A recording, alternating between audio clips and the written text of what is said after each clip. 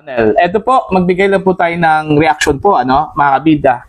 Dito ho sa mali-mali hong interpretasyon po ni Palace Press Officer Undersecretary Claire Castro po, mga kabida, patungkol ho sa terminong neutralization at saka ito hong tukhang, na siya pong dahilan, kung bakit kinuyog po siya ng mga netizens sa social media, mga kabida.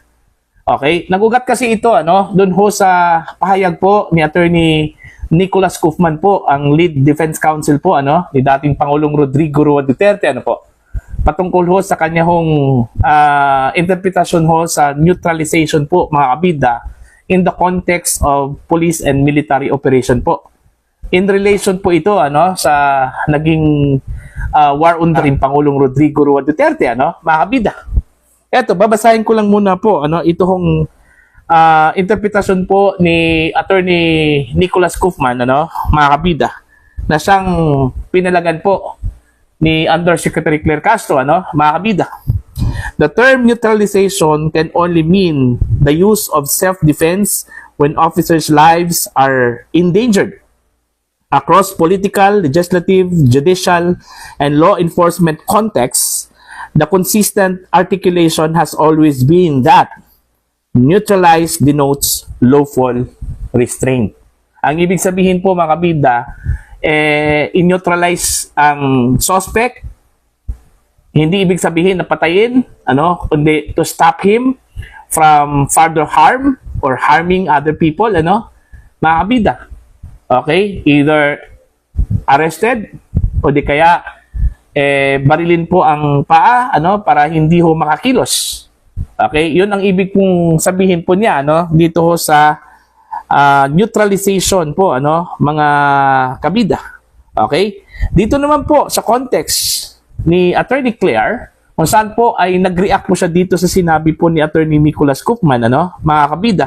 Dahil sa Pilipinas daw, ang neutralization po in police and military context, mga kabida, patayin, meaning kill, alright? Sa Pilipinas, kapag sinabi pong neutralize, and ang gumamit nito ay ang law enforcement agencies, military, it's a euphemism for killing. Ibig sabihin po, patayin, mga kabida. Ginamit pa po niya yung tukhang bilang halimbawa po, mga kabida. Pati yung word na tukhang sa Filipino term, kapag sinabi mong natukhang ka or itutukhang ka, it means kill. So yun yung ibig sabihin po niya, pagkakaintindi po niya, mga kabida, sa neutralization at ito hong tukhang, kung saan po ay pumalag po ang mga netizens dito, mga kabida, lalong-lalo na po yung mga Bisaya po, yung mga taga Davao, kung saan po nag-umpisa ito hong tukhang, mga kabida.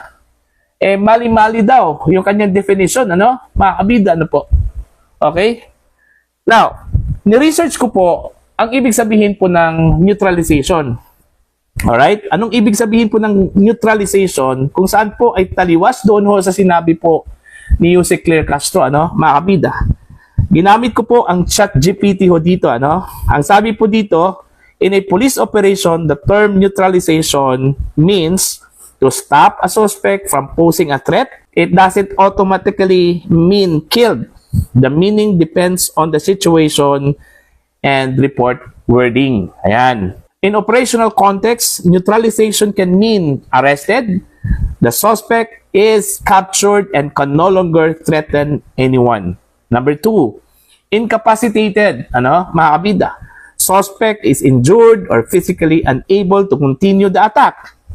Alright? And number 3, ito yung pinaka-worst na po. Kumbaga, in extreme cases po, mga kabida, killed. Ito yung sinabi po ni Undersecretary Claire Castro, In some reports, especially during armed encounters, meaning encuentro po, sa pagitan po ng mga police at ng mga drug dealers or drug pushers, mga kabida.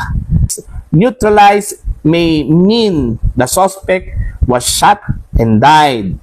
Why police use the term neutralize? Okay? It is neutral, tactical word used in official reports to indicate that the threat has been eliminated, the situation is under control, the suspect can no longer harm officers or civilians.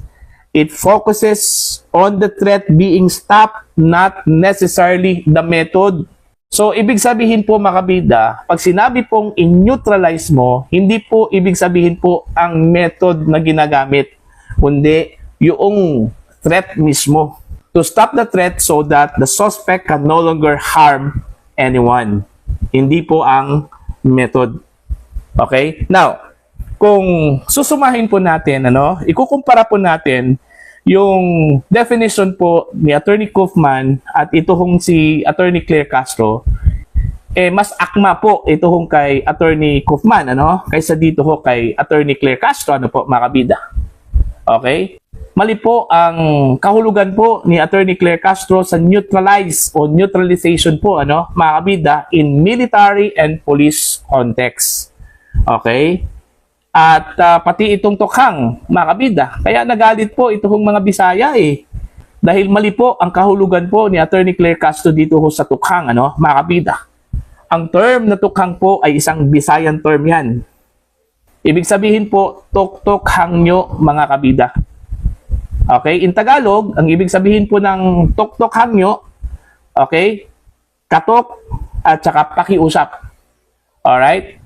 In military operation, in police operation po, okay, pupunta ang mga pulis sa bahay po ng isang drug suspect, okay, kakatok ito at pagsabihan po, pakiusapan po ang suspect na tumigil ka na, okay, o di kaya sumuko ka na.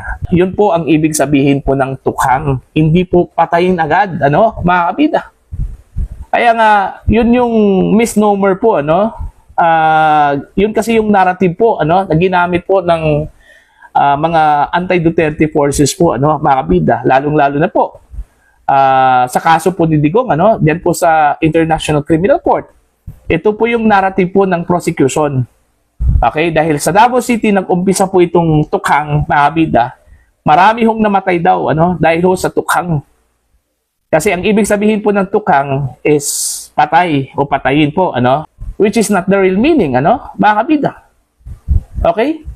So, dito ho kay Attorney Claire po, mga kabida, bago siya magsalita in public, sana mag-research naman. Okay? Hindi ho, basta-basta na lang po, magbigay po ng definition po na hindi po akma, mga kabida, at hindi po totoo. Diba? Alalahanin po ni Attorney Claire Castro, siya po ay tagapagsalita po ng Malacanang, tagapagsalita po ng Pangulo, mga kabida. So, dapat accurate lahat ng mga sasabihin po niya, Kaya problema, nag-overstatement po, ito hong si UC Claire, mga kabida, po. Kaya minsan po, ang impression po sa kanya, puro lang po fake news, Purveyor po ng fake news, ito hong si UC Claire, mga kabida, po. Diba? Tagapagsalita ka ng Malacanang, tagapagsalita ka ng Pangulo, tapos iba-iba yung ibibigay mo na impormasyon, Mali ang impormasyon na ibibigay mo sa publiko, po. Di ba? Sana bago po siya humarap po, sa Malacanang Press Corps, and since nag-react po siya dito ho sa naging pahayag po ni Attorney Nicolas Kaufman patungkol ho sa neutralization, tinanong muna niya yung mga pulis. Ano bang ibig sabihin po ng neutralization or to neutralize in police operation or in military and police context? Dapat ganun, di ba? Ang nangyari, napahiya tuloy, Alright? Kinuyog po ng mga netizens sa post po ng ABS-CBN po, mga kabida. Tingnan niyo yung mga reactions doon, Halos lahat po, pumalag po dito ho sa sinabi po ni Undersecretary Claire Castro po, mga kabida. Okay, pinuna po nila, sinupalpal po nila, ito hong si Attorney Claire dahil ho sa mali-mali pong interpretasyon dito ho sa neutralization at ito hong tukhang, mga kabida, po. Sana magsilbing aral po ito, mga kabida, kay UC Claire, na sana sa susunod na pagkakataon po, lahat pong mga bibitawang salita po niya, especially kung ito po ay patungkol ho sa Pangulo, well-researched and accurate po, mga kabida, po. Para at least, magkaroon po siya ng credibility, Kasi pag ganyan po yung kanya hong style po mga kabida, no? Eh paano ho maniniwala po ang tao sa kanya, no? Lalong-lalo na po, ano, mga kabida, doon ho sa mas may alam pa po kaysa sa kanya, no? Mga kabida. Di ba? So, yun. Napahiya tuloy. Ito hong si Jose Claire dito ho sa kanya hong kahulugan po ng neutralization po mga kabida at saka ito hong tukhang.